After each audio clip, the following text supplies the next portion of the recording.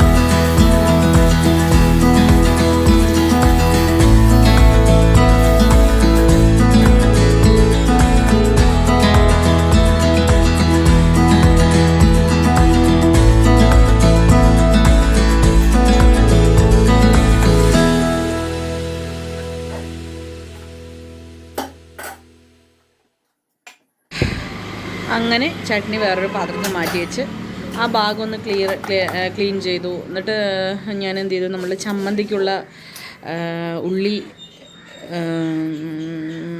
നുറുക്കാൻ തുടങ്ങി. പിന്നെ തക്കാളിയും ഉള്ളിയും മുളക് പൊടിയും മാത്രം അങ്ങനെ ജസ്റ്റ് എണ്ണയിൽ വഴറ്റിയിട്ട് ചമ്മന്തി ആയിരിക്കുമല്ലോ, അപ്പോൾ അതും ചെയ്യാൻ തുടങ്ങി. അത് കഴിഞ്ഞാൽ പിന്നെ ദോശ ഉണ്ടാക്കിയിട്ട് നമ്മളുടെ ജുഗുറുക്കുട്ടിൻ്റെയും ചെള്ളിക്കുട്ടിൻ്റെയൊക്കെ ടിഫിൻ ബോക്സിലാക്കണം. അപ്പോൾ അതും കൂടി കഴിഞ്ഞ് കഴിഞ്ഞാൽ പിന്നെ ബാക്കി ഞാൻ പിന്നെ നമ്മളുടെ ആ ഉള്ളടിക്കൽ, പിന്നെ ഞാൻ റെഡി ആവൽ, പിന്നെ കുറച്ച് അല്ലറ ചില്ലറ അടുക്കളപ്പണിയും മറ്റ് ഉള്ളിൽ പണികളൊക്കെ ഉണ്ട്. അപ്പോൾ അതൊന്നും ഞാൻ വീഡിയോ എടുക്കണില്ല.